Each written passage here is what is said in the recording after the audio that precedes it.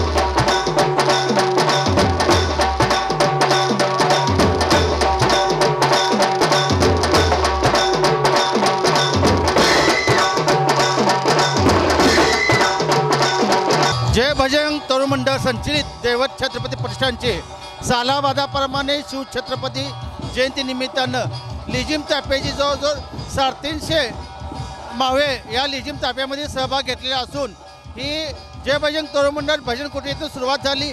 Reliance market, पावन गणपती, धम्मानगर, गवळी या भागातून विसर्जन आता मर्याद चौकात होत असून आम्ही धम्मानगर ते भैया चौक रेल्वे ब्रिज पूर्व पडले असल्यानं आम्ही मध्यवर्तीमध्ये सहभाग न होता आमच्या गवळीची धम्मानगर पाटील असते या भागातच ही शिवजन्मोत्सव साजरा करत असून आम्ही डॉल्बी मुक्त संदेश देण्यासाठी गेल्या 3 वर्षापासून लेझिम ताफ्याची मिरवणूक काढत आहे।